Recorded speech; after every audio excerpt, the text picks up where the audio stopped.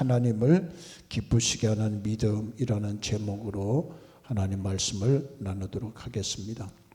히브리서 방금 11장을 우리가 읽었습니다. 이 히브리서를 한마디로 얘기한다면 더 나은 책이다. 더 나은 책이다. 왜 더 나은 책이냐? 이 말은 그 이유는 본서에는 더 나은, 더 뛰어난 이란 단어가 15번이나 여기저기 기록이 되었습니다. 더 나은 그리고 더 뛰어난 이런 단어가. 히브리서는 구약 성경, 예를 들면 레위기 성경 이런 것들을 배경해서 신약 시대에 다시 재조명하고 그러면서 예수님을 부각시킵니다. 예수님을 드러나게 합니다. 예수님은 더 나으신 분이다. 예수님은 더 뛰어나신 분이시다. 무엇보다도 더 뛰어나냐? 무엇보다도 더 탁월하시냐? 그리스도께서 무엇보다도 우월하시냐? 히브리서 1장 1절 보면 예수님은 구약의 선지자들보다도 더 우월하신 분이시다. 그리고 1장 5절부터 2장 18절까지 보면 예수님은 천사들보다도 우월하시다. 그리고 3장 1절부터 읽어보면 예수님은 그리스도는 모세보다도 더 나은 분이다. 믿으십니까?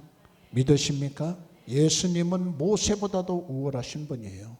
그리고 계속 읽어보면 히브리서 읽으면 예수님은 제사장보다도 우월하시고 예수님은 우리의 대제사장이시면서 믿음의 유일한 대상입니다. 하나밖에 없는 대상입니다. 다른 것이 아니에요. 제2가 있고 제3이 있는 것이 아니라 유일한 대상은 오직 예수예요.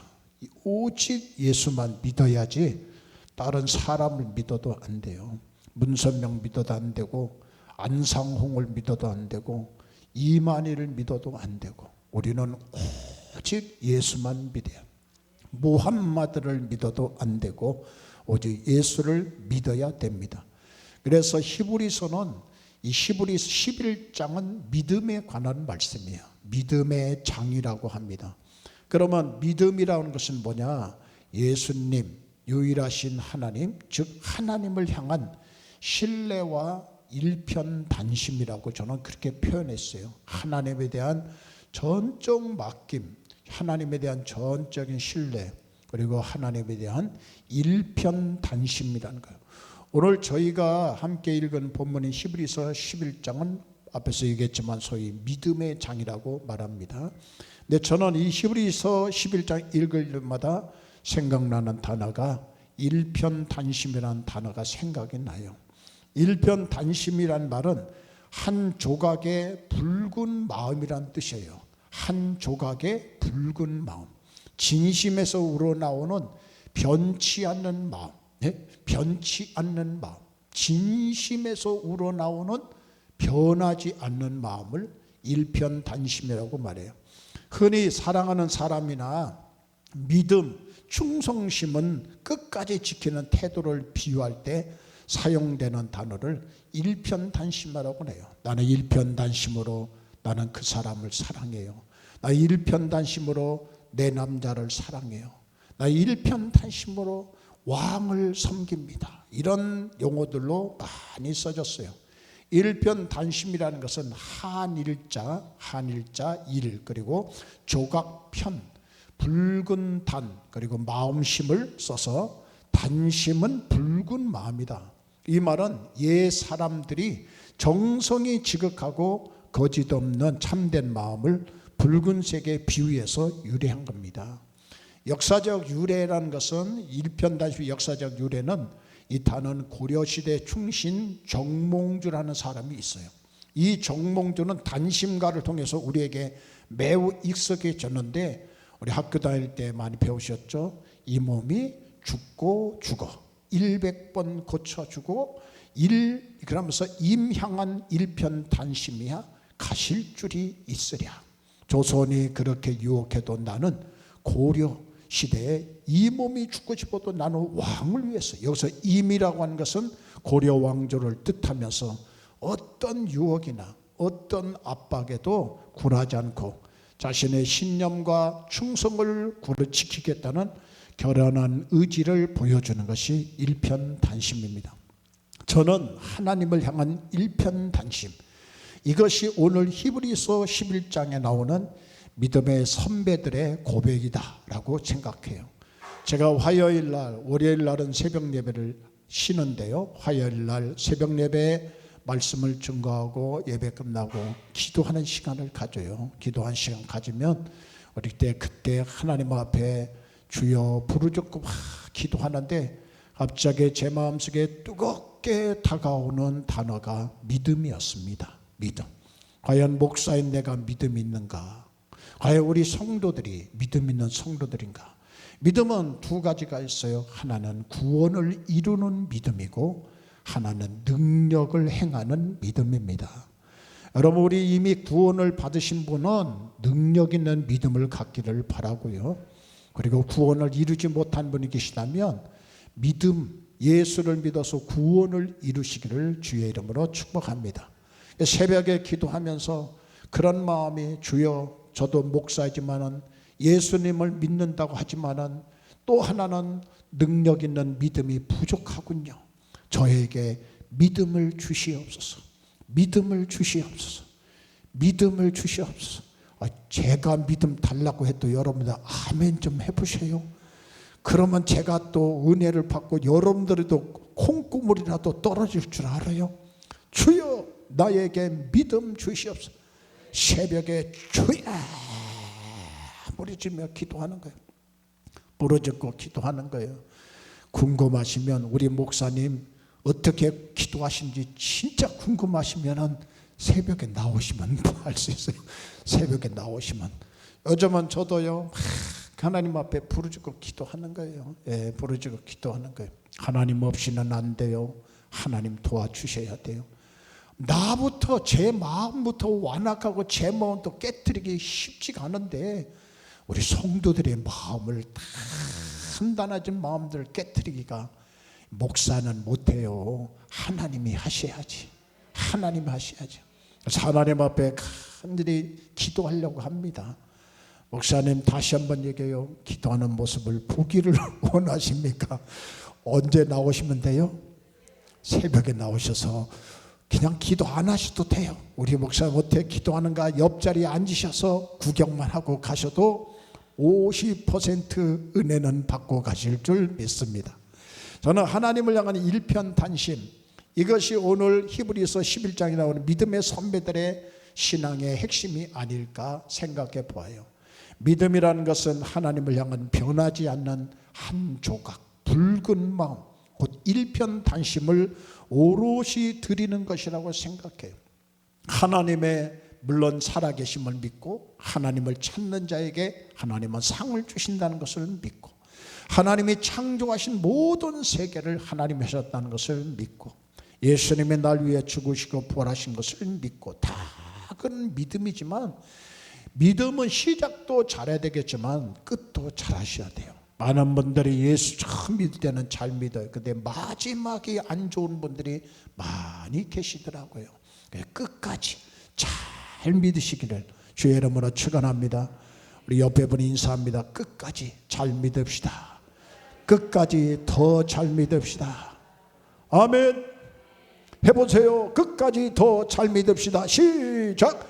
끝까지 더 잘 믿읍시다. 아멘. 중간에 끊어지면 안 돼. 중간에 쪼그라들고 오그라들면 안 되고 끝까지 예수를 잘 믿어야 해요. 그것도 하나님이 기뻐하시는 믿음을 가지셔야 돼요. 그래서 오늘 하나님이 기뻐하시는 믿음에 가진 믿음을 행하고 믿음으로 살았던 3명의 사람을 소개합니다. 첫째는 아벨이라는 사람이고 둘째는 에녹이라는 사람이고 세 번째는 노아라고 하는 사람이에요. 이 세 사람은 하나님이 기뻐하시는 믿음을 가졌어요.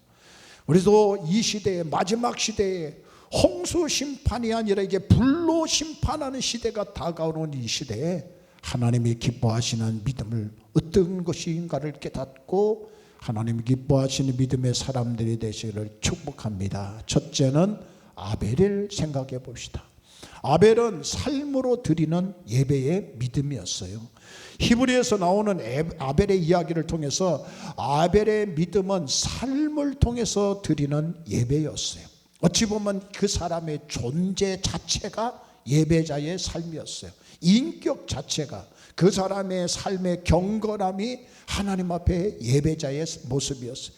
히브리서 4장에서 11장 4절에는 아벨이 이렇게 나옵니다. 아벨이 가인보다도 더 나은 제사를 드렸다고 기록되어 있어요. 아벨이 누구보다도요? 가인보다도 더 나은 제사를 드렸다. 여러분이 잘 아시는 창세기 가인과 아벨의 제사 이야기입니다. 왜 성경은 동생 아벨의 제사가 형 가인의 제사보다 더 낫다고, 나은 제사라고 말할까요? 어떤 사람이 이렇게 말합니다. 형은 곡식을 드렸고 동생은 양을 잡아서 피를 흘렸기 때문에 더 나은 제사. 아니에요. 직업이 그거라면 하나님은 곡식도 받으실 거고 피의 제사, 양도 그들의 각자의 직업이 다릅니다. 그거는 논할 것이 아닙니다. 어떤 사람은 아벨의 피의 제사를 드렸기 때문이라고 말하는데 그 제사를 흠양하시다고 주장해요. 과연 그럴까요? 레위기 제사 규정을 보면 양이나 짐승을 잡아서 피를 뿌리고 불에다가 태워드리는 번제라는 제사도 있지만 곡식으로 드리는 소제라는 제사도 있어요. 그러니까 제사가 문제가 아니에요. 솔직히 제물의 문제가 아닙니다. 그러면 뭐가 차이 나느냐? 아벨하고 가인하고의 차별이 뭐 차이가 더 엄격히 말하면 레위기의 제사 규정으로 창세기의 가인과 아벨의 제사를 해석하는 것은 시대적 착오입니다. 잘못된 해석이에요. 물론 피라는 것이 신약의 예수 그리스도의 보혈과 상징적으로 연결된다는 면에서 구속적인 의미가 있지만 그렇다 해서 가인과 아벨의 이야기를 이런 식으로 해석하고 풀어낼 수는 없을 겁니다. 그렇다면 도대체 이 두 사람의 차이가 뭐냐 이거. 가인과 아벨의 차이가 뭐냐? 아벨의 삶이 가인보다 더 의로웠기 때문에 하나님이 받으셨다는 겁니다. 그러니까 가인의 삶보다도 아벨의 삶, 성경은 말하고 있어요. 창세기 4장 4절 5절 말씀 같이 읽겠습니다. 시작. 여호와께서 아벨과 그의 제물은 받으셨으나 가인과 그의 제물은 받지 아니하신지라. 아멘. 아멘. 여기서 빨간 글씨가 뭐예요? 과잖아요, 과. 그러니까 하나님께서는 제물만 받은 것이 아니라 아벨이라고 하는 존재, 가인이라고 하는 존재, 그들의 제물과 동시에 그 사람의 인격, 그 사람의 성품, 그 사람의 존재를 받으셨다는 거예요. 어떤 사람은 그 사람의 존재를 받지 않으셨다. 그러니까 가인은 안 받으시고 아벨은 받으셨어요. 그러니까 제물도 제물이 중요한 게 아니에요. 피의 제물, 곡식의 제물이 중요한 것이 아니라 그 사람 자체를 하나님께서 거부하시고 그 사람 자체를 받으셨습니다. 왜냐하면 가인을 하나님께서 그 뒤에 보면 가인이 아벨을 쳐 죽여요. 쳐 죽일 정도로, 돌로 쳐 죽일 정도로 이 사람은 근본이 안 된 사람이야. 근본이 사악한 사람이야. 그래서 창세기 4장 7절에 네가 선을 행하면 어찌 낫을 들지 못하겠느냐. 가인은 선을 행하는 자가 아니라 악을 행하는 자예요. 그러니까 평소에도 악을 행하는 자예요. 이 말에 대해서 요한일서, 신약 성경의 요한일서 3장 12절에 해석을 잘 해주셨어요. 같이 읽습니다. 시작. 가인같이 하지 말라. 그는 악한 자에게 속하여 그 아우를 죽였으니 어떤 이로 죽였느냐. 자기의 행위는 악하고 그의 아우의 행위는 의로움이라. 가인의 행위는 어떻다고요? 악하고 동생의 행위는 어떻다고요? 의롭다는 거예요. 의롭다는 거예요. 이 차이로 하나님이 받으신 거예요. 그래서 주님께서도 마태복음 23장 35절에 의인 아벨이라고 부르셨어요. 의인 아벨. 오늘 우리가 읽은 히브리서에도 아벨은 의로운 자라고 증거를 얻었다고 했어요. 아벨의 삶은 거룩하고 경건하고 의로운 삶이었어요. 여러분, 세상에 나가서 하나님 앞에 막 죄짓고 교회 와서 예배 드리면 하나님이 잘 안 받으셔요. 세상에서 방황하고 죄짓고 음탕하게 살고 마음대로 살다가 교회 와서 기도하면은 하나님은 그 기도를 안 들으셔요. 그러나 세상에서 주님의 뜻대로 의롭게 살려고 몸부림치고 잘못하면 하나님께 회개하고 하나님을 기쁘시게 하면 그 예배도 받으실 뿐만 아니라 그 기도도 하나님이 받으십니다. 그래서 재물이 문제가 아니라 사람이 문제예요. 삶이 문제입니다. 교회 와서 헌금 그냥 똑 떨어뜨리고 가는 게 그게 문제가 아니에요. 내 몸, 내 존재, 내 성품, 내 인격, 나라고 하는 존재를 하나님이 보시는 거예요. 나라는 존재를. 그래서 하나님께서 로마서 12장 1절 사도 바울을 통해서 뭐라고 말씀하시냐면 너희 몸을 하나님이 기뻐하시는 거룩한 산 제물로 드려라. 할렐루야. 몸을 하나님 앞에 드리라는 거예요. 예배가 무엇입니까? 예배는 생활과 분리된 이벤트가 아니라 삶을 묶어서 드리는 믿음의 제사입니다. 아셨습니까? 다시 말씀드려요. 예배는 생활과 분리된 이벤트가 아니에요. 잠시 교회 와서 하나님 앞에 이 자리에 앉아서 이벤트로 드리는 것이 아니라 하나님 내가 한 주 동안 이렇게 살았습니다. 그 삶을 묶어서 드리는 믿음의 제사가 예배인 겁니다. 그러니까 평소에 잘하셔야 돼요. 평소에 하나님이 다 보고 계세요. 하나님이 정말 세속적으로 노는지 세상에서 술에 취해서 방황하는지 하나님은 다 보고 계십니다. 하나님은 아무 말이 하지 않으셔도 하나님은 돌아오기를 바라고 회개하기를 바라고 거룩하게 살기를 바라고 그래서 하나님은 우리를 보고 계시다는 거예요.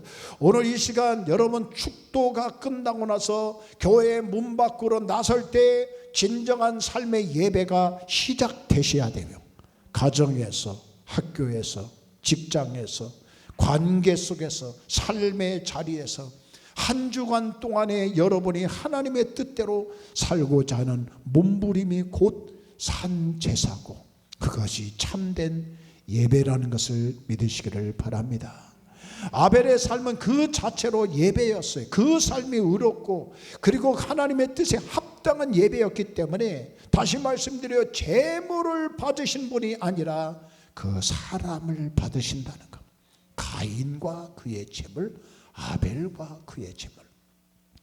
저와 여러분들도 아벨처럼 삶을 향기로운 제물로 드릴 수 있는 믿음의 사람들이 되기를 주님의 이름으로 축복합니다. 두 번째, 에녹의 믿음은 하나님이 기뻐하시는 믿음은 하나님과 동행하는 믿음이에요.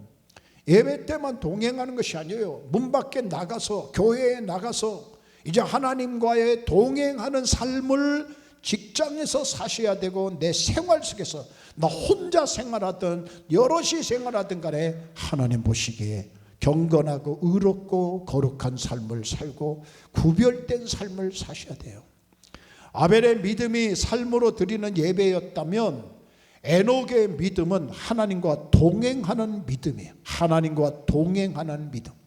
에녹의 동행은 거창한 종교 퍼포먼스가 아닙니다. 매일의 평범한 삶 속에서 하나님의 현존을 의식하고 그분과 마음의 결을 맞추어 가는 행보를 맞춰서 가는 거예요. 앞서가도 안 되고 떨어져도 안 되고 하나님과 같이 걷는 거예요. 하나님과 견실한 친밀한 사귐을 의미하고 있어요.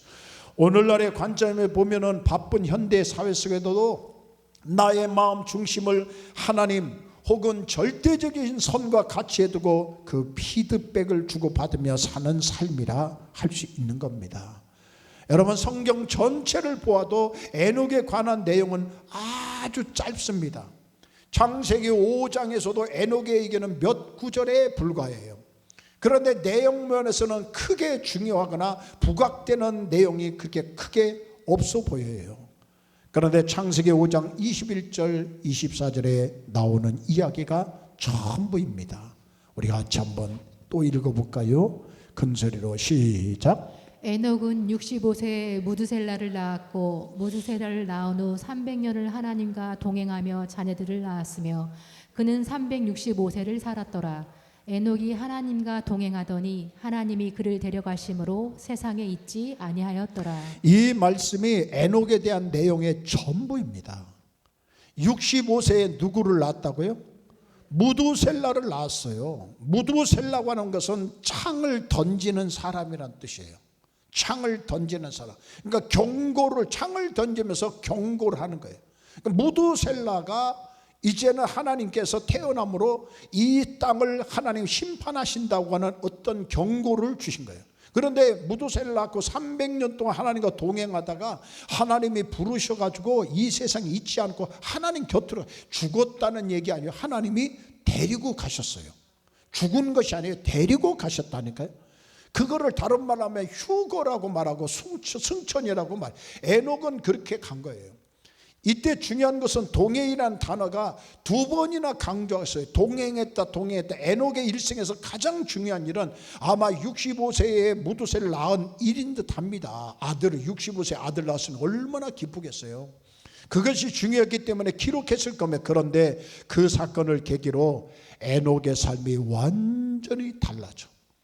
아기를 낳고 나서 그 무두셀라라는 이름도 하나님이 주셨는데 기록은 안 됐지만 그거를 깨닫고 아이의 이름, 창을 던지는, 경고를 하시는, 앞으로 이 세상이 멸망할 것이라고 암시적으로 경고해 주는 무두셀라라는 이름을 그가 듣고 내가 이렇게 살아서는 안 되겠구나. 그러면서 하나님하고 뭐 했다고요? 동행해요. 300년 동안 하나님과 동행했다. 이야, 대단해요. 하나님의 품에 안겼다고 증언합니다. 무두셀라 이름 다시 얘기합니다. 이름의 뜻은 창을 던지는 자.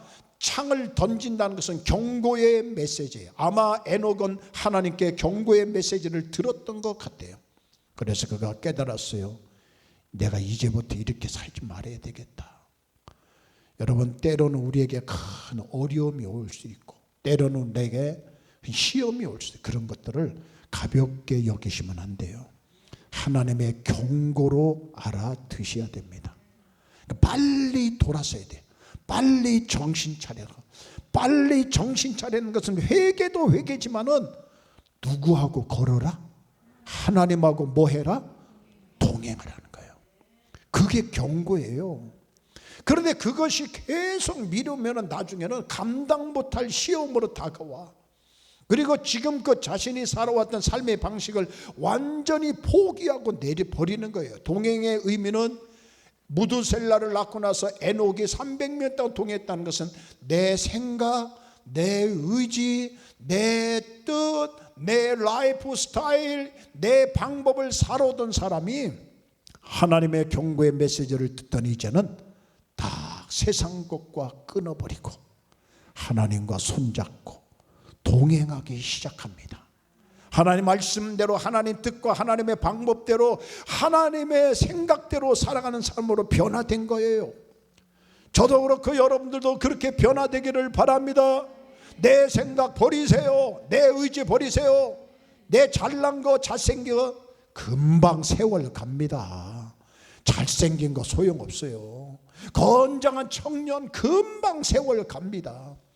빠른 시일 내로 정신 차리고 누구의 손을 잡으세요? 하나님 손을 잡고 누구와 걸어가세요? 하나님과 동행하기를 주의 이름으로 축원합니다. 그래서 하나님을 기쁘시게 하라는 자라는 것을, 하나님을 기쁘시게 하는 자라고 하는 소리를 들었어요. 이보다 더 명예로운 호칭이 어디가 있어요? 얼마나 감격스러워요. 자식들이 부모에게 효도 노릇하면 남자는 효자, 여자는 뭐라고 그래요? 효녀라고 하죠. 효녀라고. 충신이 왕에게 충성을 다하면 뭐라고 해요? 내가 이미 답을 했네. 뭐라고요? 충신이라고 이미 답을 했지. 네. 여러분, 신앙생활 잘하는 사람을 뭐라고 한 줄 아세요? 신자라고 그래. 신자. 옛날에 우리 교회에 조신자라는 분이 계셨죠. 그분 앞에 가면 괜히 조심스럽게 말을 걸고 조신자. 너무 좋은 분이었어요. 나이가 드셔서 연세 드셔 아들한테 가셨지만 정말 신실한 분이었어요. 제가 목회하면서 참 그렇게 신실한 분은 참 오직 교회, 오직 예수님, 오직 교회 안에서 교회 살림을 다 돌보십니다. 아직도 살아계셔요. 아직도 살아계시지만 여러분, 예수를 잘 믿고 하나님을 기쁘시게 하는 사람을 뭐라고 하냐면 신자라고 그래요. 믿음의 사람이에요. 그래서 히브리서 11장 6절 말씀에 이렇게 말해요. 같이 읽습니다. 시작. 믿음이 없이는 하나님을 기쁘시게 하지 못하나니 하나님께 나아가는 자는 반드시 그가 계신 것과 또한 그가 자기를 찾는 자들에게 상 주시는 이심을 믿어야 할지니라. 아멘. 신자는, 예수를 믿는 사람들은, 믿음을 가진 사람은 하나님을 기쁘시게 하는 사람이다. 할렐루야. 나는 하나님을 기쁘시게 하는 사람입니다. 목사의 소원이 있다면, 담임 목사의 소원이 있다면 교인이 아니고 다들 신자가 되기를 바랍니다. 교인은 자기 중심이에요. 교인은 자기 의를 내세워, 교인은 자기가 옳다고 생각해. 그러나 신자는 그게 아니에요. 하나님 말씀에 순종합니다. 할렐루야. 신자하고 교인은 달라요. 교인은 자기 중심이지만 신자는 하나님 중심이에요. 모든 것 주를 위해서 삽니다. 권사님, 집사님, 찬양대, 교사, 모든 그리스도인이 소원이 있다면 참된 믿는 자, 신자가 되기를 축복합니다. 그래야만 우리가 하나님을 기쁘시게 하는 사람이 될 수가 있어요. 찬송가 463장 1절 가사에 이런 노래가 있잖아요. 신자 되기 원합니다. 진심으로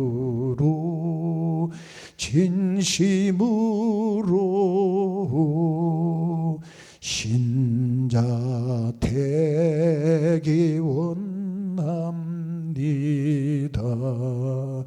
진심으로.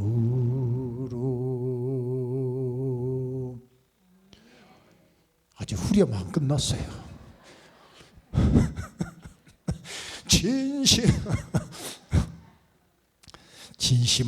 진심으로 할렐루야. 이 고백이 저와 여러분의 평생의 고백이 되기를 축원합니다. 그렇게 살아봅시다. 진심으로 주를 섬기기를 원합니다. 그런 마음으로 살아봅시다. 앞으로 그렇게 살기를 바랍니다. 하나님과 동행하겠습니다. 하나님과 발을 맞추겠습니다. 앞서가지도 않고 떨어지지 않고 하나님 손붙잡고 살겠습니다. 마지막으로 하나님 기뻐하시는 믿음은 노아의 믿음이에요. 노아의 믿음은 순종하는 믿음이었어요.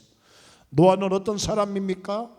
노아에게 믿음은 곧 순종이었어요. 아니 돌았죠. 노망 들었죠.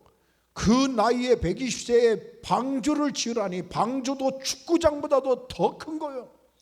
넓이가 3m 되고 길이가 한 140m 되는 어마어마한 컨테이너 500개가 들어가는 거를 지으라고 하네.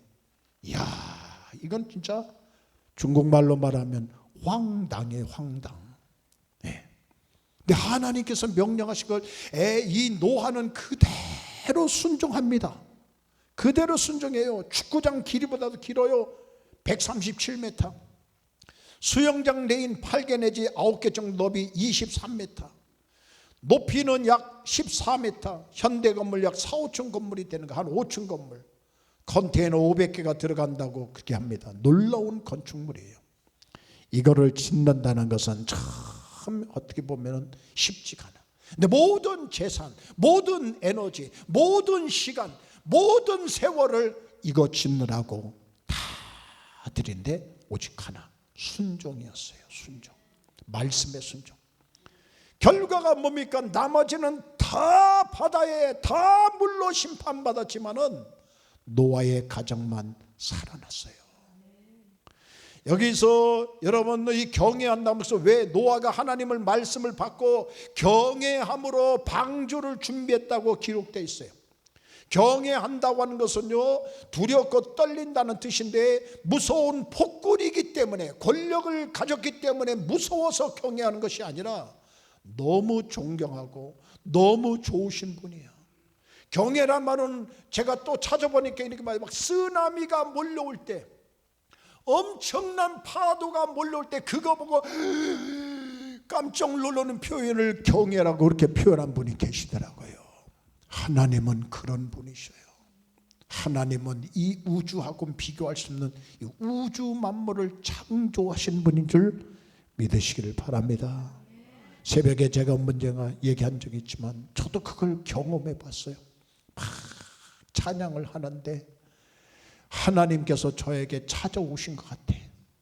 근데 그 하나님은 우주하고 비교할 수 없을 정도로 더 넓으신 분이고 더 크신 분이고 쓰나미처럼 저한테 덮치기 시작하는데 제가 그분을 담을 수가 없었어요. 너무 이 좁은 내 심령에 담을 수가 없어가지고 그냥 그 자리에 서서 흥망대성통곡하면서 아버지 하면서 통곡하면서 펑펑 울었던 그런 어린 시절이 있었어요. 그 앞에서 두렵고 떨림으로, 그것도 너무 좋으신 하나님, 그 하나님에 대한 경외감, 그것이 경외인데 히브리어로는 야레라고 합니다. 헬라어로는 포보스라고 하는데 그것은 거룩한 떨림, 하나님의 무한한 권능과 나의 유한함을 깨달을 때 느끼는 압도적인 감정을 경외라고 해요. 지극한 존경, 부모님이나 존경하는 스승 앞에서 함부로 행동하지 못하는 것과 유사한 사랑에 기반한 조심스러움이 경외라는 거예요.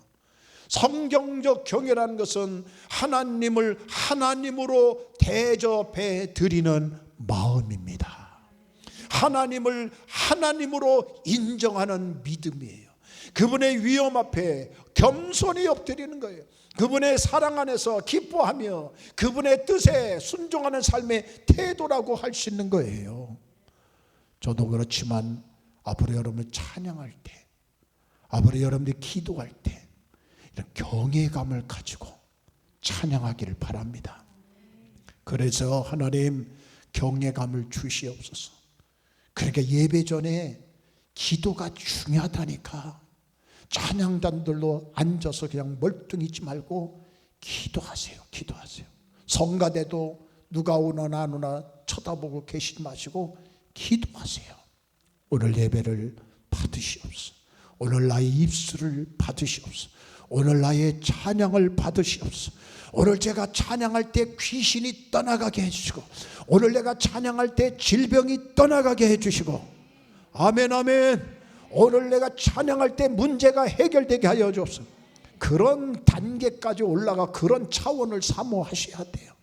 그럼 예배가 달라요. 예배를 위한 것이 아니라 내 영혼을 위해서 하는 겁니다. 내 영혼을 위해서. 믿음의 사람은 하나님을 두려워하는 사람이에요.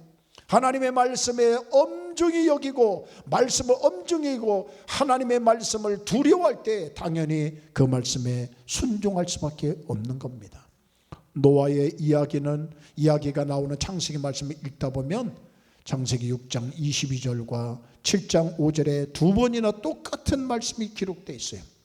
노아가 같이 읽어요. 시작. 노아가 그와 같이 하여 하나님이 자기에게 명하신 대로 다 준행하였더라. 노아가 여호와께서 자기에게 명하신 대로 다 준행하였더라. 할렐루야. 순종이 무엇일까요? 하나님 말씀 읽고 알아가면서 신앙적 지식을 쌓아가는 것도 중요합니다. 경륜도 중요해요. 신학도 중요해요. 그러나 하나님 말씀을 아는 지식, 하나님을 아는 지식이 우리의 마음을 움직이도록 하는 게 더 중요한 거예요.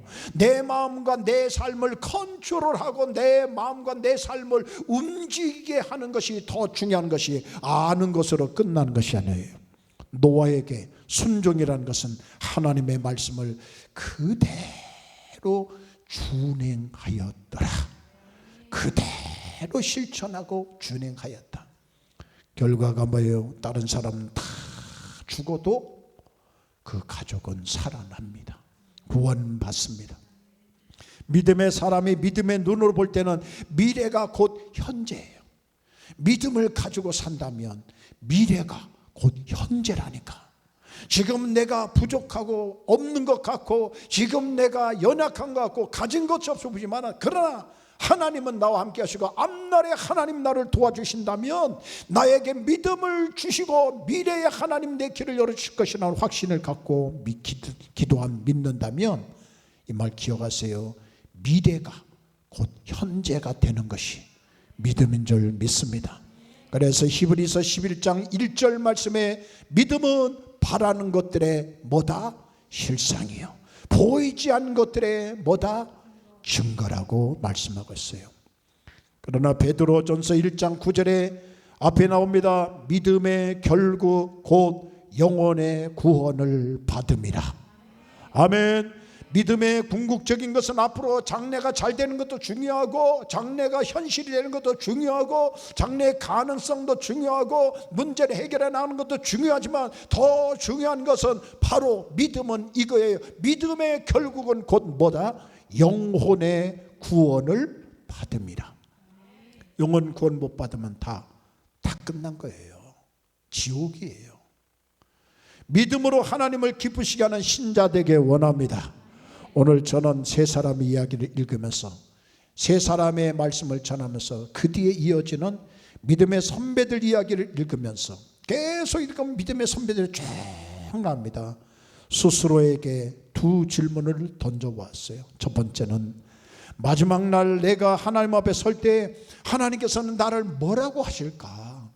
하나님은 나를 뭐라고 하실까? 아벨은 의로운 자, 에녹은 매 순간 주와 함께 걷는 동행한 자, 노아는 말씀을 손과 발로 읽어내는 순종하는 자, 아브라함은 믿음의 조상, 모세는 하나님의 친구라고 다 말씀하신데, 내가 하나님 앞에 선다면 그때 하나님은 나에게 뭐라고 말씀하시는가? 두 번째 질문은 사실 이루어질 수 없는 일이지만 가정을 해봅니다. 히브리서 11장 계속해서 기록된다면 과연 그 기록에 11장 마지막까지 기록에 여러분의 이름이 들어갈 수 있을까? 아모개는 이런 믿음으로 하나님을 기쁘게 하여 이런 사람으로 불렸다. 이름을 불러야 되겠어요. 조일의 전도사는 이런 믿음으로 하나님을 기쁘게 하여 이런 사람으로 불렸다. 앞자리에 앉은 죄입니다. 감사한 거예요. 할렐루야. 하나님께서 여러분들의 이름을 불렀을 때 이 사람은 이런 믿음으로 살았다, 이런 사람으로서 이런 믿음 가지고 나를 기쁘게 한 자라고 믿음의 선진들처럼 여러분들이 이름이 들어가기를 주의 이름으로 축원합니다. 앞에서 정몽주 단심과 이야기를 했죠. 일편단심 예수, 일편단심 하나님, 일편단심 하나님 말씀을 믿고 사는 여러분들 되시기를 주의 이름으로 축원합니다. 같이 찬양하겠습니다. 찬송가 542장 합니다. 542장. 여러분, 우리도 하나님 앞에 믿음의 사람들이 되기를 바랍니다. 자, 같이 박수치며 찬양합니다. 구주 예수 의지하며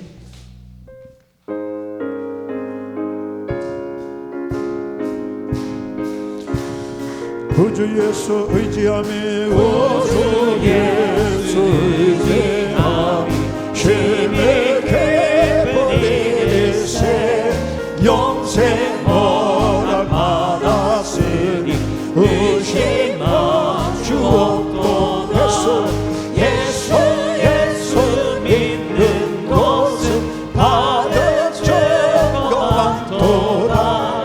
예수 예수 믿음 더 주소서.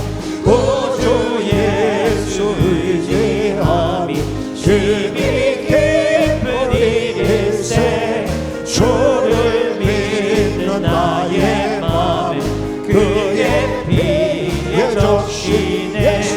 예수 믿는 것은 바른 적거만 도다. 예수 귀한 예수 믿음 더 주소서. 주 예수 의지하여 죄악 벗어버리네.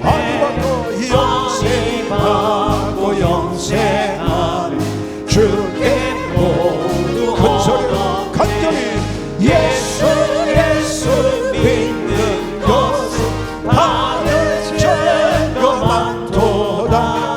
예수 예수 귀한 예수 믿음 더욱 우주 백성 오주 예수 의지하여 구원을 얻었네.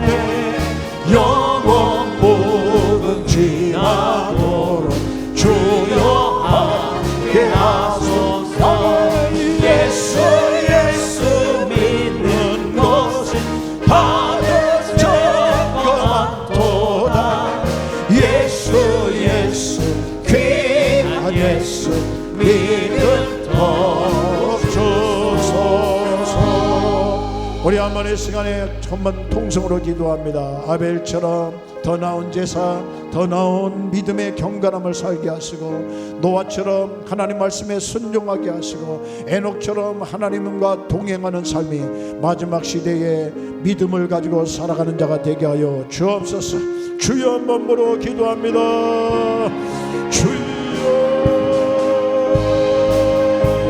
할렐루야. 하나님 아버지 감사하며 오늘 주신 말씀을 진심으로 감사합니다. 하나님 아버지, 저부터 아버지 목사인 저부터 믿음이 없어서는 안 됩니다. 하나님 구원의 믿음도 꼭 중요하지만 더 중요한 것은 아버지 하나님이여 하나님과 동행하는 믿음, 하나님 아버지 아벨의 삶을 예배로 하나님께 의로운 자로 인정받던 그런 믿음, 에녹은 동행하는 믿음으로 하나님을 기쁘시 하는 자가 되었습니다. 노아는 순종함으로 구원받은 자녀가 되었습니다. 주여 우리의 믿음도 하나님 보시기에 기뻐하는 일, 하나님이 기뻐하시는 믿음, 하나님이 기뻐하시는 믿음을 갖는 자들이 되게 하여 주시고, 마지막 시대 아버지 하나님 노아처럼 에녹처럼 아벨처럼 하나님 앞에 나가는 자들 되게 하여 주시옵소서. 주여 믿음 주시옵소서. 주여 믿음 주시옵소서. 세상 손을 붙잡지 말고 하나님의 손을 붙잡고 하나님과 동행하게 하여 세상 것 끊어버리게 하여 주시옵소서. 세상에 방황하는 것 끊어버리게 하여 주옵소서. 세상의 술과 도박으로 아버지 하나님 오염되고 세상에서 방황하는 것 다 끊어버리고 오직 하나님만 붙잡고 살아가는 우리의 삶이 되게 하여 주옵소서. 믿는 자 신자가 되기를 원합니다. 아버지 하나님여 우리에게 큰 은혜 주셔서 믿음의 사람으로 마지막 때를 살아가시는 저희들 되게 하여 주시옵소서. 예수님의 이름으로 기도합니다. 아멘. 이제는 우리 주 예수 그리스도의 은혜와 하나님 아버지의 크신 사랑과 성령님의 교통하시고 내주하고 인도하심이 오늘 우리 주님께서 병든 자를 치료하여 주시었고 문제를 떠나가고 해결하여 주시었고 우리 주님께서 믿는 자를 보신다는 것을 알고 우리가 더 큰 믿음으로 더 뜨거운 믿음으로 하나님께 나가기를 간절히 원하는 모든 성도들에게 이제부터 영원토록 함께 계시기를 주님의 이름으로 축원하옵나이다. 아멘.